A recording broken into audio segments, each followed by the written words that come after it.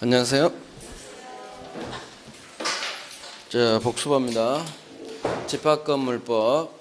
구분소유권 성립은 등기 등록 전에 가능합니다. 187조. 등기 필요 없어. 자, 전유부분, 공용부분, 대지사용권. 전유부분 701호 구분소유 목적된 부분이고, 공용부분 구조상 공용부분과 규약으로 만든 규약상 공용부분. 자, 구분소유자 전원 공유입니다. 어느 한 놈한테 소유권 안 줍니다. 분할 안 돼요. 취득시 안 돼요. 공용부분 사용은 그 용도에 따라 사용합니다. 공용부분 변경, 특별결의 정족수, 원칙 구분소유자 및 의결권의 각 3분의 2 이상. 하지만 이 공용부분 변경으로 인하여 구분소유권 내 701호에 뭔가 변동을 초래해버려. 그러면 강화됩니다. 5분의 4로. 자, 전유부분이 주, 공용부분은 종, 따라서 부종성 조문이 나옵니다. 701호 팔리면 종놈도 쫄쫄쫄 함께 이전, 종놈만 분리 처분 안 돼. 자, 공용부분 물권의 득실 변경은 등기 필요 없습니다. 187조. 공용부분 채권은 그 특별 승계인에게도 행사할 수 있다. 그래서 전 주인이 체납한 권리비 중 공용부분 체납 권리비는 세입주자에게 승계.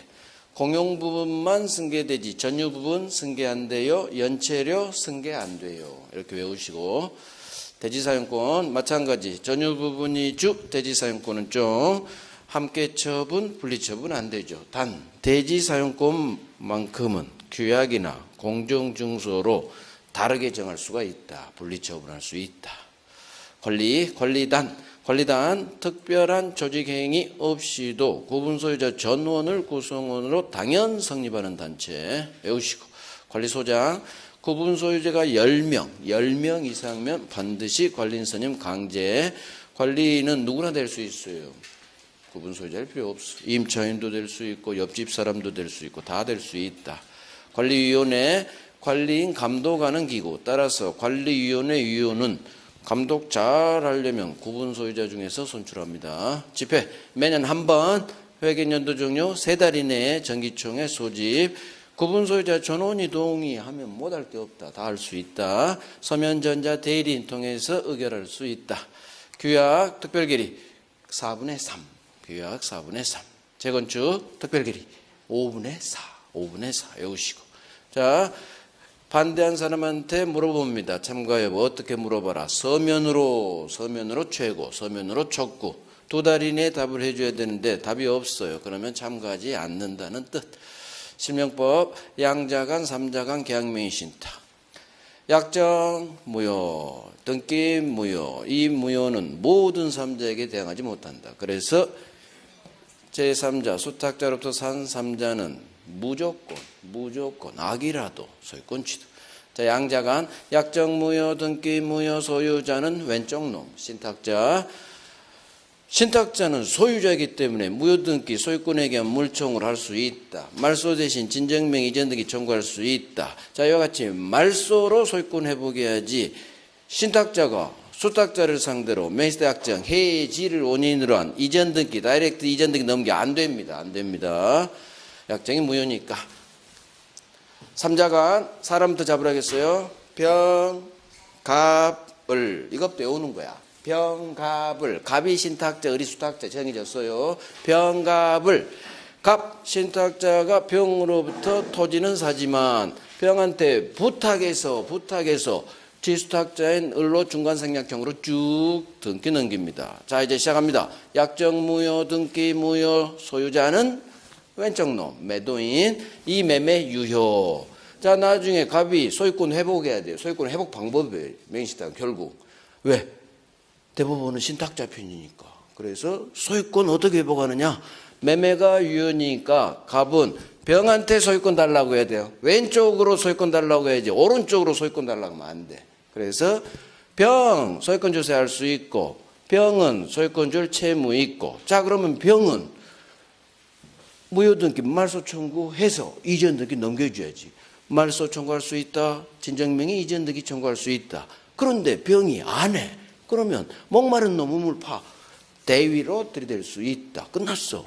신탁자는 이와 같이 왼쪽 놈 병으로부터 이전 등기 받아야지 절대 수탁자를 상대로 매수다 해지 부당이득 반환을 원인으로 이전 등기 넘겨 할 수 없다. 절대 없다. 3장은 끝난 거예요. 이렇게 풀어가시라는 얘기예요. 자, 계약맹신탁 병, 을, 갑, 을 수탁자가 계약까지 해주세요. 부탁. 계약맹신탁.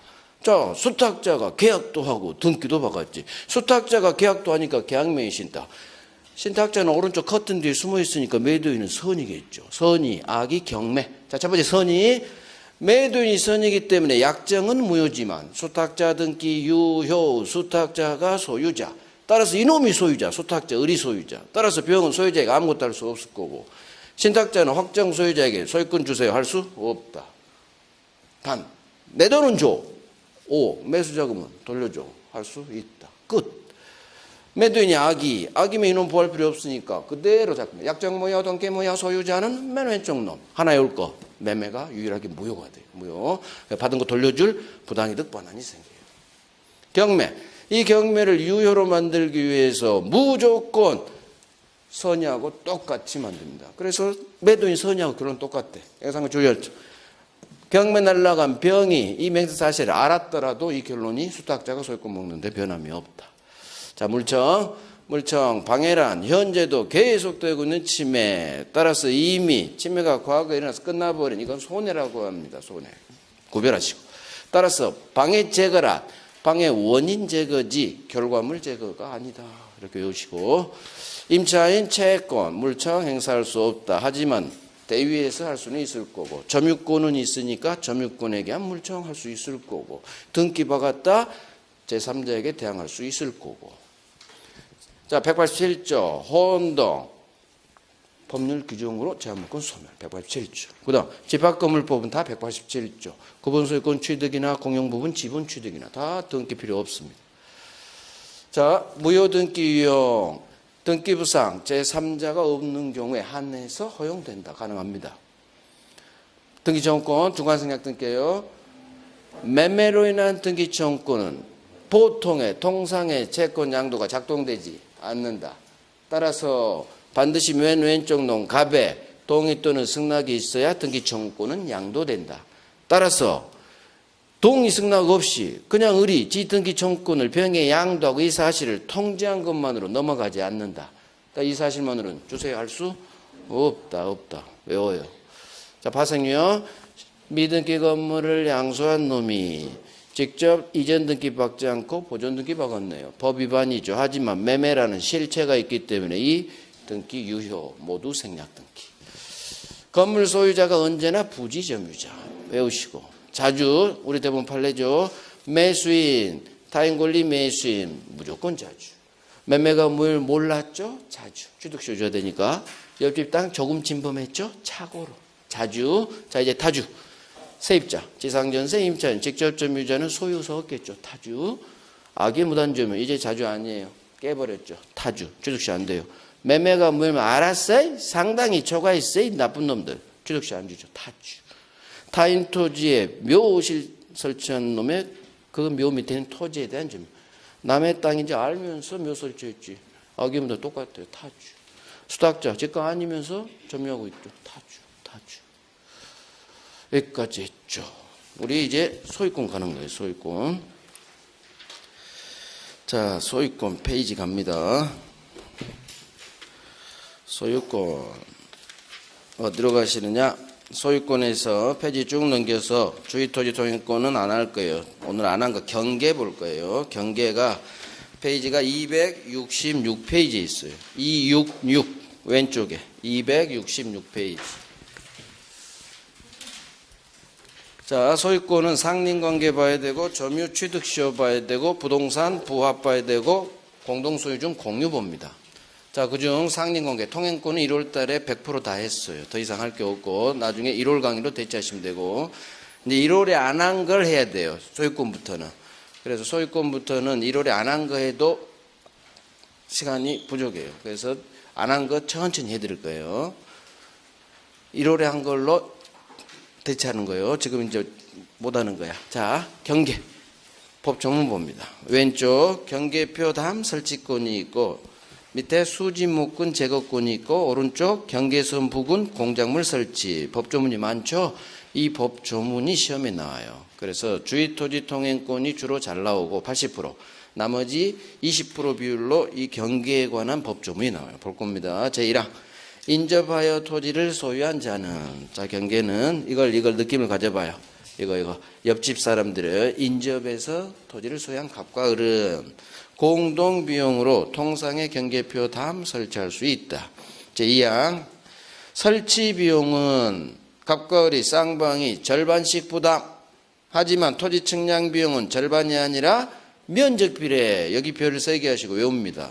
그래서 설치 비용은 절반, 측량 비용은 면적 비례. 이렇게 외우는 거예요. 자, 당연하지. 측량 비용은 넓은 땅이 측량 비용이 많이 나오겠지. 그래서 이건 면적 비례하는 게 공평에 맞아요. 그래서 법을 설치 비용은 절반, 측량 비용은 면적 비례. 자, 다른 관습이 있으면 이거 관습 우선 조문이 있습니다. 세 번째, 이 경계표 담은 공유로 추정합니다. 공유 추정. 그러나 이 경계표 담이 갑과 을 중 갑 단독 비용으로 담을 설치했어. 그러면 공유 아니겠지. 직고겠지. 설치한 놈. 지 돈 들였으니까. 또한 이 담이 갑 건물이 담의 역할을 해요. 담이 갑 건물의 일부야. 그러면 공동소유 아니겠죠. 갑 건물이 담 역할하니까 갑 거겠지. 그 얘기예요. 그대로 나왔어. 그대로. 이해하시라는 얘기예요. 그렇구나. 한 놈이 지 돈 들여야 됐구나. 한 놈이 지 건물 일부를 담 역할을 하는 거. 직각. 공유 아니다. 자, 맨 밑에 수지목근 제거권. 일단 여기까지 정리. 자, 봐요. 경계표 담 설치권. 공동비용으로 갑과 을이 설치하는데 담 설치합시다 하면 상대방은 협력해 줄 채무 있다. 맞는 질문. 이게 기출이에요. 경계표 담 설치하자면 협력 의무 있다. 그렇겠지. 이해됐어. 자, 이건 외워야죠. 경계표 담 설치 비용은 둘이 공평하게 절반씩. 하지만 토지를 측량하는 데 발생한 비용은 절반이 아니라 토지 면적 비례. 이렇게 외우는 거예요. 그게 공평에 맞을 것 같아. 그래서 이런 설치 비용 관습이 있으면 관습이 우선하는 조문이 있다. 뭐 거의 안 나와요. 자, 경계표 담은 갑과 을의 공동소유 공유로 추정합니다. 하지만 어느 한쪽 놈 지 혼자 돈 들여서 설치했거나 그러면 공유 아니지. 그 다음 담이 갑 건물 일부가 담 역할을 한다. 이것은 공유가 아니라는 표시예요. 공유. 자, 교재 없는 내용. 경계표 담은 공유지만 분할이 안 돼요. 분할이 안 됩니다. 외워요. 법 조문이에요. 그래서 경계표 담은 둘이 공동 소유로 끝까지 가져가라. 분할해서 어느 한 놈이 단독 소유 찢지 마라. 법 조문이에요. 분할 안 돼. 자, 이제 맨 밑에 나뭇가지 나무뿌리 제거권 이거 할 거예요. 제1항 옆집 나뭇가지가 우리 집 경계를 넘었어. 그러면 옆집 소유자한테 나뭇가지 좀 잘라주세요 청구할 수 있다. 제거 청구. 그런데 이놈이 안 잘라. 그러면 내가 이제는 잘라버릴 수 있다. 하지만 사망. 옆집 나무 뿌리가 우리 집으로 넘어오면 나는 바로 임의로 바로 싹둑 잘라버릴 수가 있다. 자, 뿌리는 임의 제거. 즉 바로 잘라버립니다. 나뭇가지는 바로 자르면 안 된다는 얘기야. 그래서 이게 그대로 나와요. 나뭇가지는 일단 잘라주세요. 옆집 사람 청구하고 이 사람이 안 자를 때 내가 제거. 하지만 나무 뿌리는 바로 싹둑 임의로 싹둑 잘라버릴 수 있다. 자, 옆집 나무가 있는데 나뭇가지 우리 집 넘어왔죠. 경계가 여기니까. 그러면 바로 못 잘라요. 옆집 나무라. 그래서 잘라주세요 하고 애가 안 자를 때 자릅니다. 그런데 나무 뿌리가 이렇게 있을 텐데 우리 집은 넘어왔어. 이 상태에서는 갑이 알 수가 없지. 뿌리가 이렇게 돌출됐지. 그러니까 이제 알게 된 거죠. 나무 뿌리가 우리 넘어오면 싹둑 잘라버립니다. 바로 잘라버려요. 자, 이유는 왜 지 나무도 아닌데 막 잘라버릴 수 있느냐. 빨리 자르지 않으면 뿌리가 내 건물 밑으로 들어와요. 공사비가 많이 나와. 공사비. 우리 민법은 아주 검소한 민법. 돈이 든다. 그러면 절대 돈 드는 걸 방치를 안 해. 그래서 뿌리는 빨리 자르지 않으면 내 건물 밑으로 들어올 거고 그러면 공사비가 많이 나오겠지. 그래서 뿌리는 바로 제거. 이해됐어. 이해하면 되는 거예요. 자, 이제 오른쪽 경계선 부근 공작물 설치. 자, 건물 축조할 때는 옆집에서 건물 지을 때는 경계로부터 반메타 이상 거리둡니다. 이 반메타는 밑에 내용 고딕 있죠? 경계로부터 반메타는 경계로부터 건물의 가장 돌출된 부분까지 거리를 말한다. 그래서 옆집 가장 돌출된 처마 거기서 경계까지 반메타. 저것도 나왔어. 가장 돌출된 부분. 저런 거 흘러가요. 자, 이제 제2항이 중요해요. 옆집 소유자가 만약 반메타 규정을 위반했다. 그러면 나는 설계 변경하세요. 심하면 철거 청구할 수 있다. 시험은 이게 나와요. 그러나 이게 나와. 이게 여기 별 3개. 그러나 건축 착수, 공사 착수 후 1년이 지났거나 또는 아예 1년이 안 지났더라도 건물이 완성돼 버렸어. 그러면 거기다 적어요. 철거 청구 X. 철거 청구할 수 없다. 이게 시험 나와요. 철거 청구할 수 없다. 느낌이 오죠?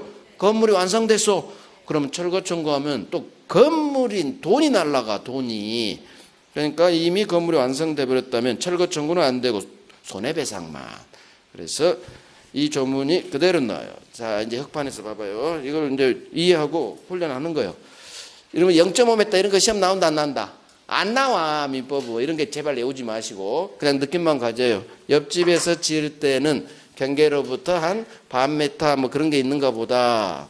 그래서 갑 건물이 있고 옆집에서 새로 건물을 올릴 때는 경계로부터 가장 돌출된 부분 여기서 여기까지가 반메타예요. 기준이 가장 돌출된 부분 대부분 판례 돌출된 부분은. 그런데 이놈이 0.5m 떼는데 재보니까 0.2m밖에 안 떼졌지. 그러면 나는 옆집 찾아가서 당신 빨리 설계 변경해서 더 뛰어 0.5m 뛰어 할 수 있다. 심하면 철거 청구까지 가능해. 이게 변경이 곤란하면. 하지만 이거죠.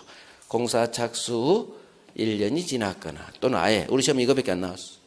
그 숫자 안 해도 된다는 얘기예요. 민법 교수들은 숫자 별 관심 없어. 느끼란 얘기예요. 아하, 건물이 완성됐다면 이제는 철거 청구는 할 수 없다. 느껴졌어. 민법은 검수한 민법이기 때문에 건물이 완성됐어? 그러면 철거 청구할 수 없겠지. 돈이 무너지는 거니까. 그래서 경계에서 나온 우리 기출 지문들이에요. 이것만 하면 돼요. 오케이, 된 거야.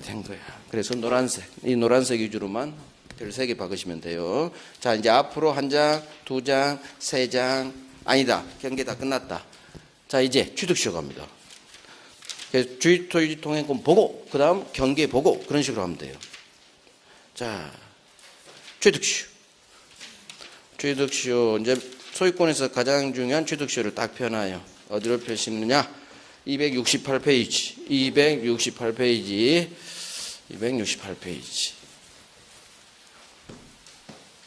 우리 취득시효 되고 안 되고 이거 했어요. 이거 했어. 넘길 거예요. 이거 다른 학원은 못해서 제가 여기다 박아져 있어요. 자, 이제 점유취득시효. 한 장 넘겨봐요. 이제 점유취득시효에서 1월 달에 안 한 대부분 판례가 꽤 돼요. 그거 할 거예요. 그거 천천히. 자, 봐요.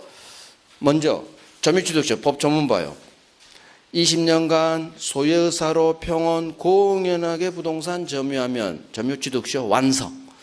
바로 소유권 취득하지는 못하고 제 앞으로 등기해야 소유권 취득. 이게 점유취득시효죠. 자, 그러면 소유의사 평온 공연 이 3가지 점유 모습 필요하고 기간은 20년. 자, 이제 그림 봐요.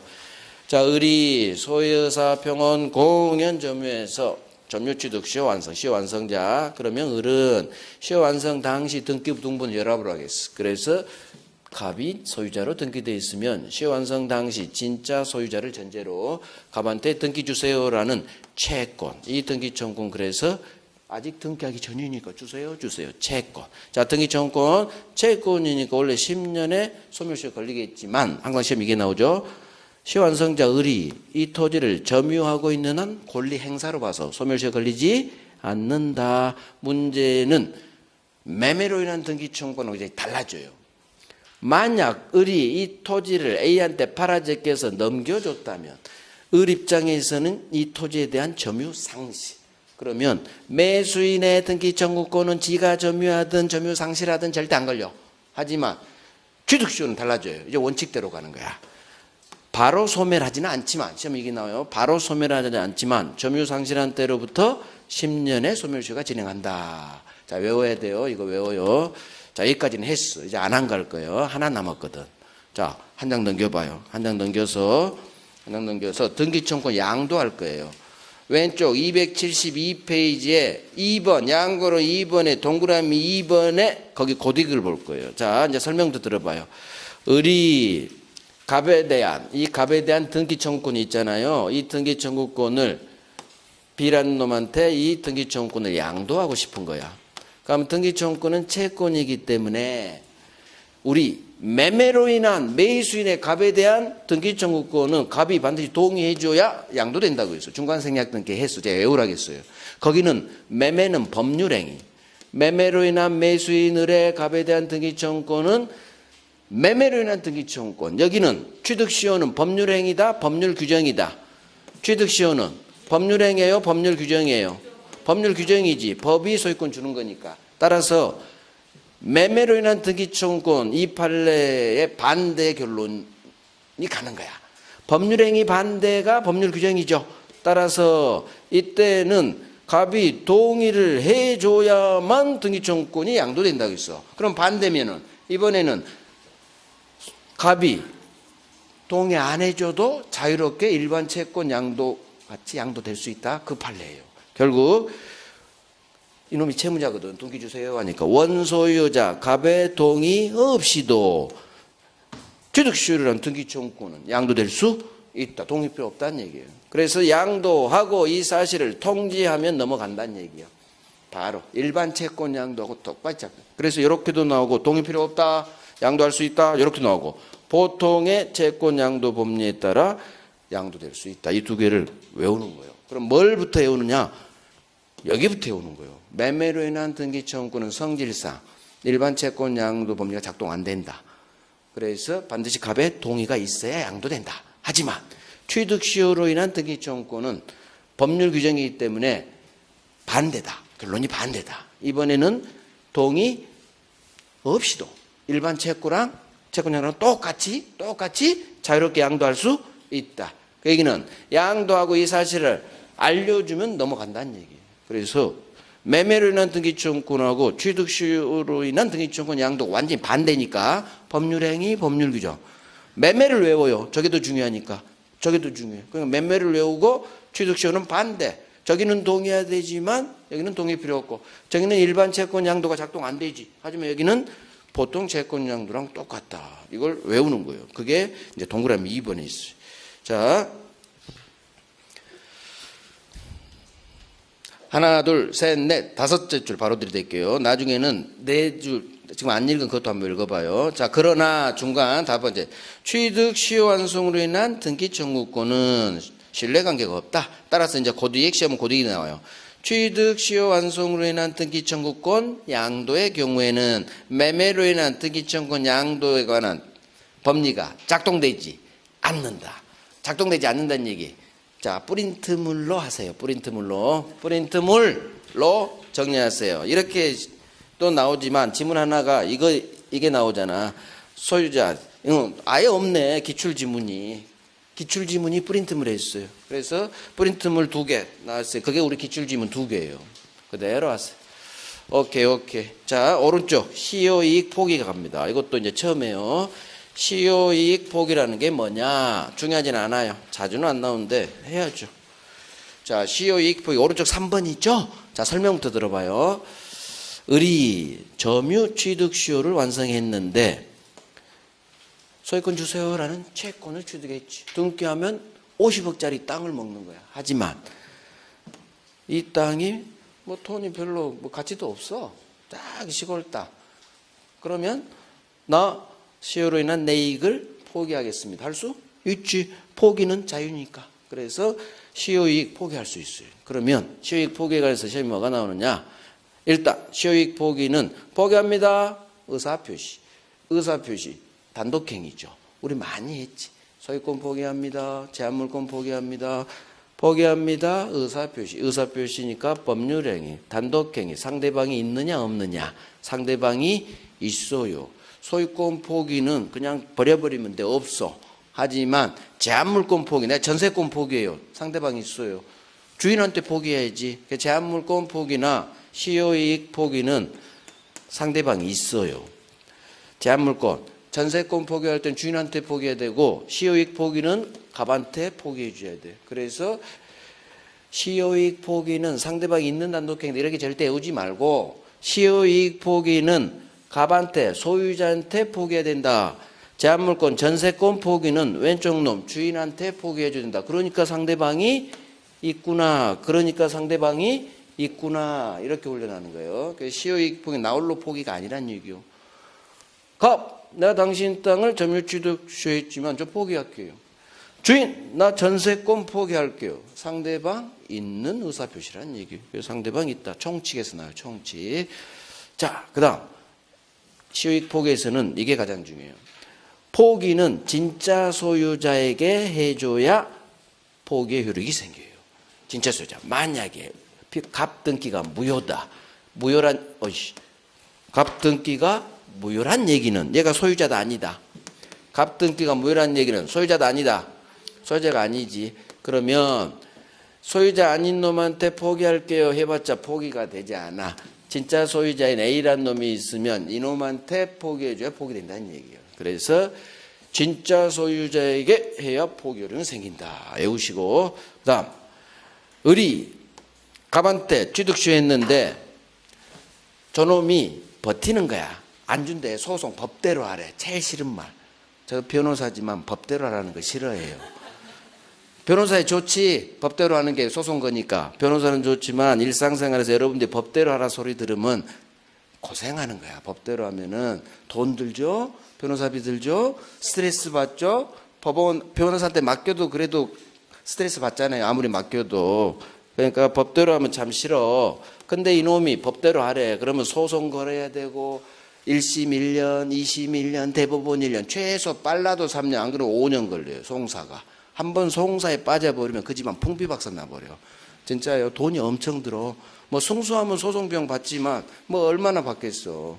그래서 소송 가급적 안 하는 게 제일 안 갈 거. 경찰서, 검찰, 법원, 병원. 살면서 이 네 군데는 안 가는 게 좋은 인생이에요. 수사기관 안 가야 되고 법원 안 가야 되고 특히 병원 안 가야 돼. 감기 말고. 감기는 가도 돼. 다른 큰 병원. 아셨죠? 법원 가지 마. 법원 가지 마. 근데 이놈이 법원을 가래. 그러니까 어쩔 수 없이 을이 야, 내가 임마 돈 얼마 줄게. 내가 얼마 줄게. 매수를 제의한 거지. 그러면 시효완성자가 소유자한테 내가 얼마 주고 살게. 매매로 얼마 주고 살게. 이게 시효이익 포기냐? 아니에요. 아니에요. 분쟁을 원만하게 해결하기 위해서 일부 금액 내가 돈 주고 살게 제의이기 때문에 이걸 시효이익 포기로 보지 않아요. 매수 제의했다고 해서 특별한 사정이 없는 한 이렇게 나와. 시효이익 포기로 볼 수는 없다. 이해됐죠? 분쟁을 원만하게 해결하기 위해서 야, 갑. 나 한 2억 줄 테니까 내가 어차피 소송해도 내가 이겨. 다 법률 검토했어. 그냥 버티지 말고 내가 어느 정도 돈 줄 테니까 그냥 넘겨주세요. 그거예요. 시효이익 포기 아니에요. 하지만 이거 둘 다 대부분 판례요. 하나, 둘 다 기출이에요. 기출이니까 하지. 자, 을이 소송 걸었어. 소송 걸었어. 소송 제기 후 시효완성자가 소송 걸었어. 소송 제기 후 상대방 갑이에요. 갑 소유를 인정하면서 소송을 을이 취한 거예요. 자, 소송 제기는 등기 주세요. 소송 제기했는데 갑 소유를 인정하면서 제기한 소송을 취하했지 을이. 그러면 이건 시효이익 포기한 걸로 보는 거예요. 합리적이지.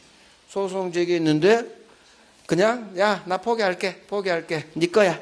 소송까지 취하했죠. 그러면 이 행동을 통해서 당신은 시효이익 포기한 게 합리적인 생각이죠. 그래서 매수 제의만으로는 포기 아니야.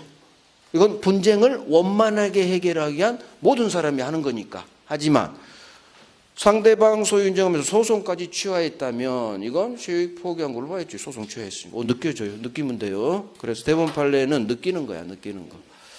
자, 이제 여기를 정리를 해야지.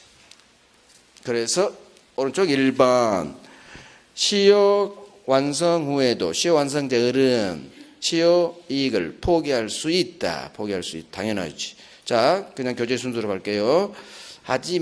그래서 이 판례 취득시 완성 후 피고 소유를 인정하면서 소송을 취하했죠. 소송 취하했어. 상대방 소유 네 거야, 네 거야. 그냥 나 취하할게. 이거 시효이익 포기한 걸로 본다. 소취하 나오면 상대방 소유 인정, 소취하면 이건 시효이익 포기한 걸로. 안 중요해요. 기출 이거 한 번이야. 안 중요해. 자, 하지만 동그라미 2번 맨 오른쪽 있죠.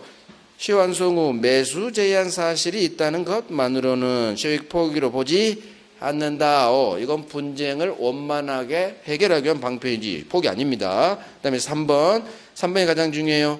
시효이익 포기는 하나, 둘, 세 번째 중간 오른쪽 따라서 진정한 소유자에게 해라 이렇게 연결시켜요. 시효이익 포기는 누구한테 해야 된다? 세 번째 줄로 가. 진짜 소유자에게야 포기 효력이 생긴다 이렇게 읽어버려요. 프린트물에 있으니까 말이 어려워. 그러니까 그냥 진짜 소유자에게 해야 포기 효력이 생긴다. 그런 식으로 정리. 여기가 별 3개예요. 여기만 별 3개야. 그래서 이놈이 우리 기출이 아니야. 아직 안 나왔어.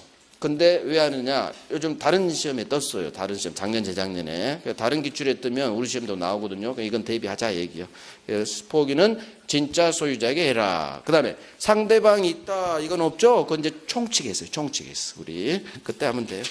자, 이제 법률 관계 갑니다. 어디로 가느냐? 다음 페이지 왼쪽. 시효 완성 후 5번에 1번에 기억.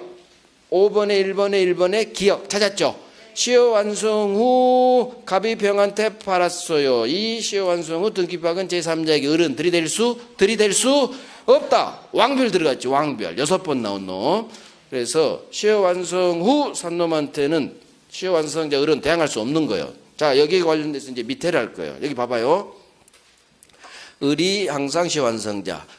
그 당시 등기부등본을 열어봅니다. 쭉 올라가니까 이 그림이 여러분 영상에 취득시는 무조건 박혀야 돼요. 이렇게 갑이 소유자 등기돼 있죠. 자, 그런데 이 부동산에는 누구 한 놈이 더 있어. 병이란 놈이 이 토지에 이미 가등기가 몇 년 전에 박아져 있어요. 소유권 이전 채권 보장 가등기가 있는 상태에서 을이 취득시 한 거야. 자, 그런데 무슨 일이 벌어지느냐? 취득시효를 완성한 후 얼마 후 이 가등기 박은 이 병이란 놈이 가등기에 기한 본등기를 샥 박은 거지. 그러면 가등기에 기한 본등기 소유권 이전 본등기니까 얘가 소유권을 취득한 거죠. 그러면 시효 완성 후 이미 있었던 가등기에 기해서 본등기 박은 자를 상대로 시효 완성자 을은 들이댈 수 있느냐 없느냐, 대항할 수 있다 없다 찍어봐. 대항할 수 병에게 대항할 수 없다. 이유. 자, 을의 채무자는 누구? 을의 채무자는 오로지 갑이야. 갑. 병은 지채무자 아닌 제3자. 그래서 이미 있던 가등기에서 본등기 박은 소유자는 지채무자가 아니란 얘기죠. 그래서 매매로 소유권 등기 박아서 소유권 취득한 놈이나 이미 있던 가등기에서 본등기 박은 놈이나 을은 채권자야. 항상 생각해야 돼. 취득시효 완성자는 누구다? 채권자. 채권자는 항상 지채무자. 시효 완성 당시 소유자. 이놈이 채무자다. 따라서 갑이 아닌 사람은 채무자 아닌 제3자. 채무자제 아닌 3자한테는 채권을 행사할 수가 없는 거예요. 채권의 상대권.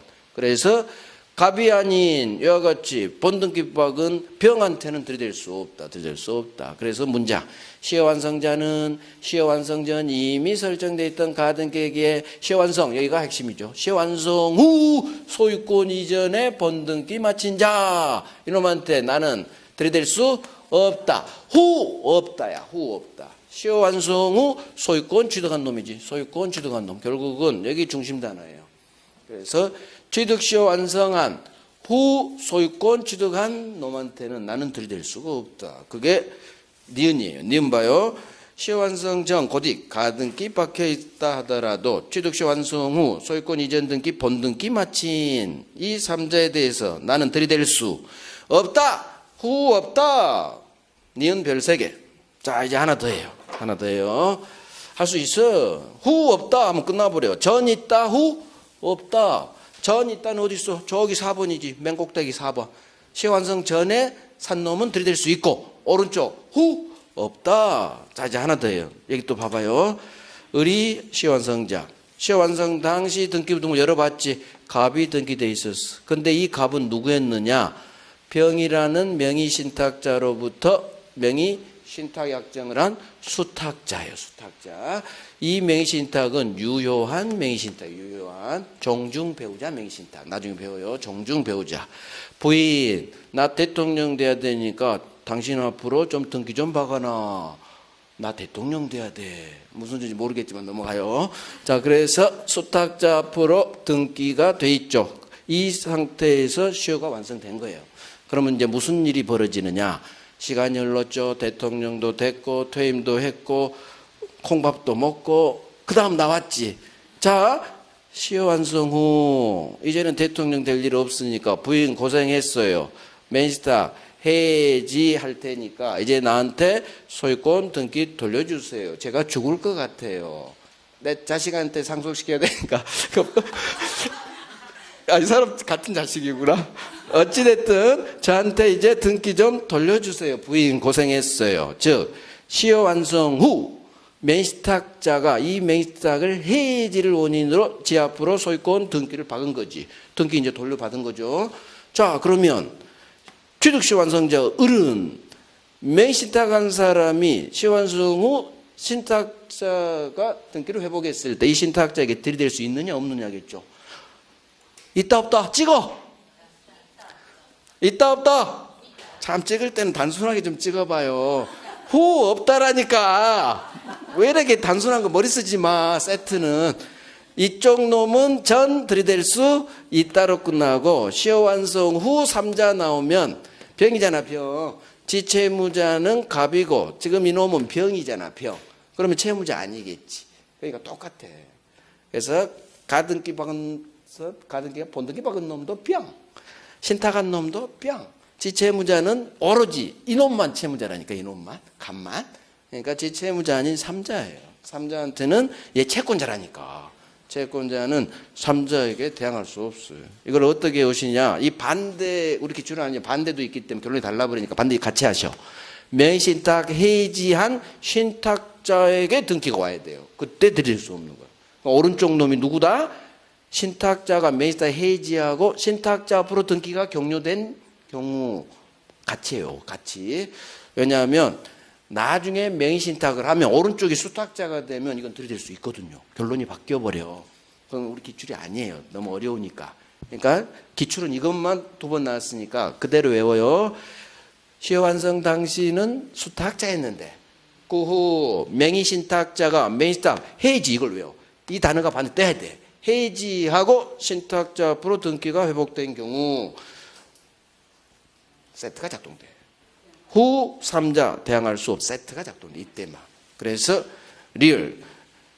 자, 시효 완성 후 수탁자 갑으로부터 적법하게 이전 등기 받은 명의신탁자도 시효 완성자 을에게 대항할 수 있다. 자, 이 지문으로 공부하지 마셔. 기출로 이렇게 떴지만 프린트로 해요.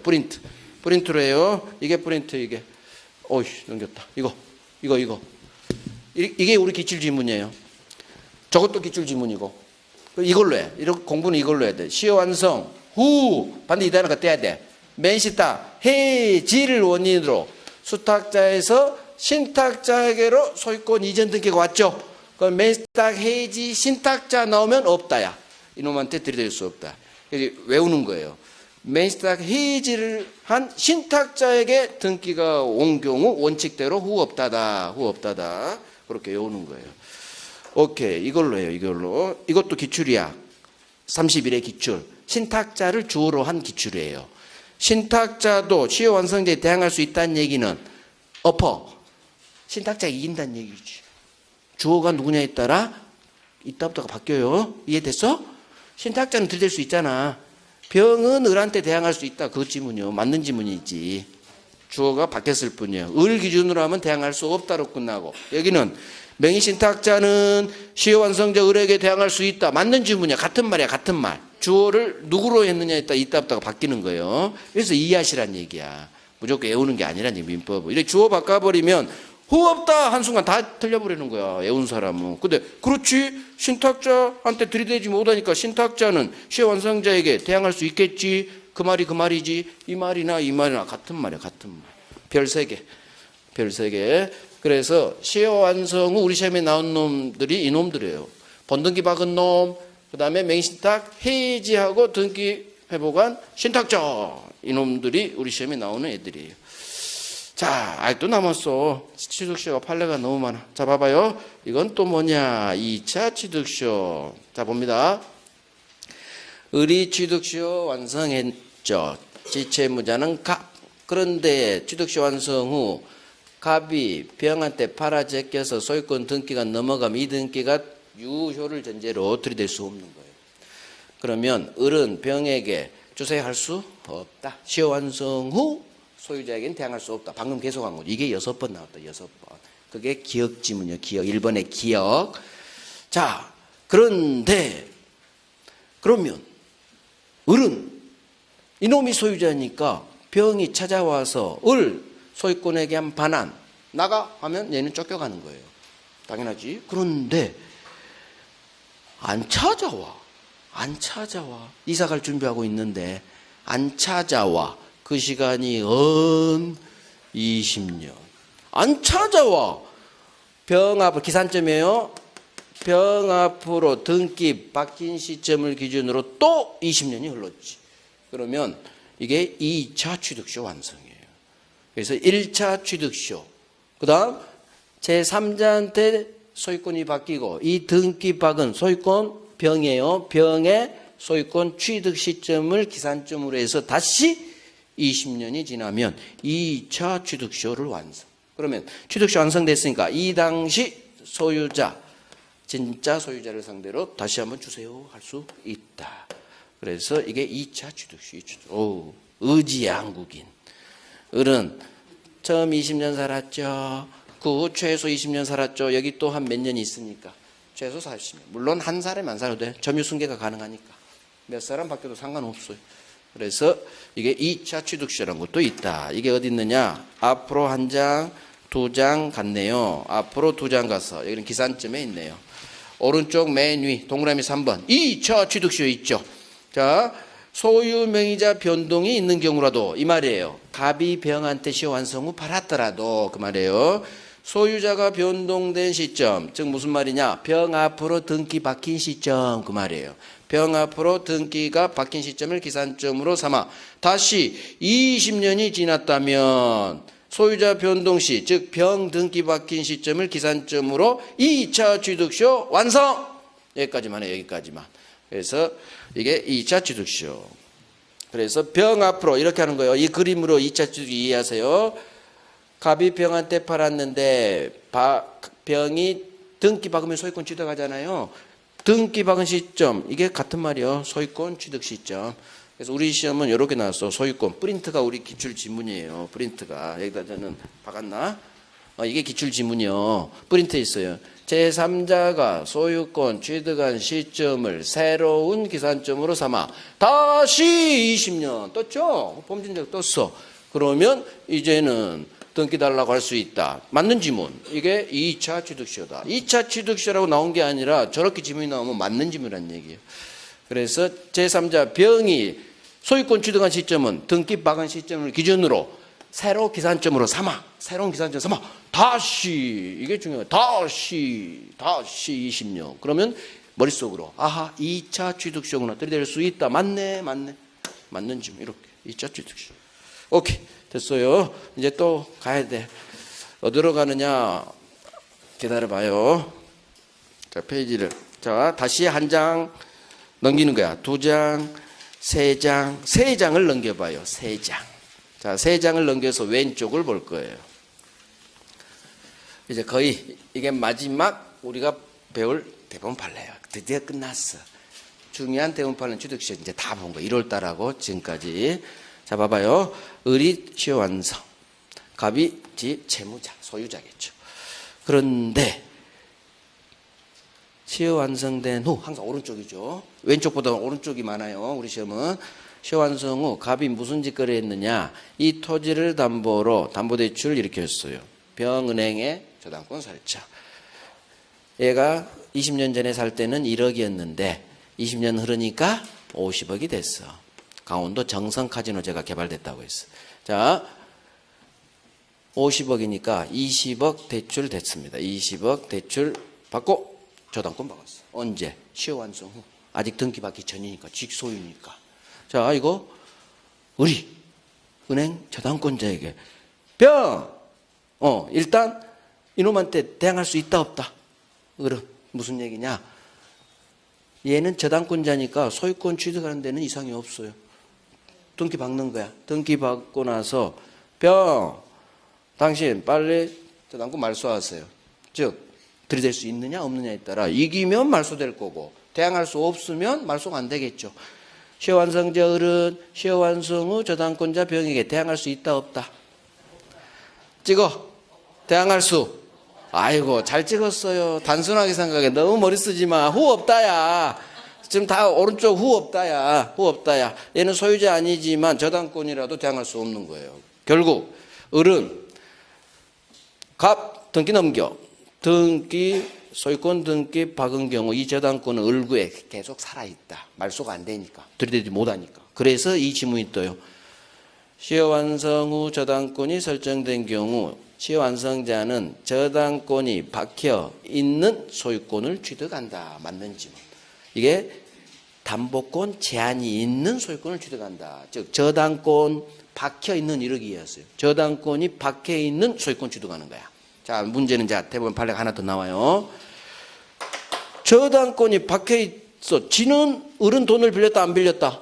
안 빌렸다. 갑이 담보대출 20억 빌렸는데 어쩔 수 없이 시효 완성 후 3자이기 때문에 대항 못하니까 저당권이 을구에 박혀 있는 거예요. 그러면 이놈이 담보대출금 20억을 갚지 않으면 얘 소유권 등기에는 저당권이 박혀 있기 때문에 은행은 이놈 채무자가 돈 갚지 않으면 이 토지를 경매로 날려버린다는 얘기죠. 즉 물상 보증인 지위에 있는 거예요.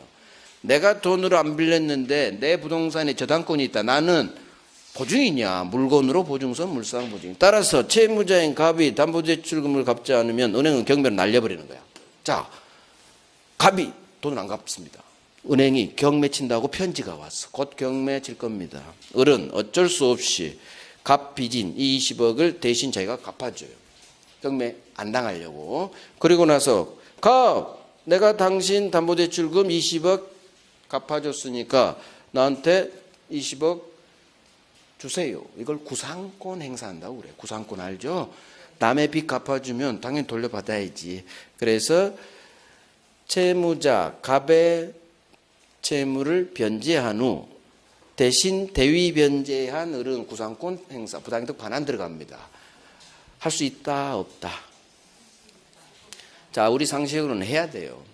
남의 빚 갚아줬으면 내가 대신 갚아줬으니까 구상권 행사해야지. 하지만 우리 대법원 대신 시효원들이 채무 변제해 줬을 때 구상권 부당이득 반환 할 수 없다. 외워야 돼요. 그래서 대신 빚 갚아준 경우 구상권 행사할 수 없어. 구상권 행사할 수. 이게 대법원 판례예요.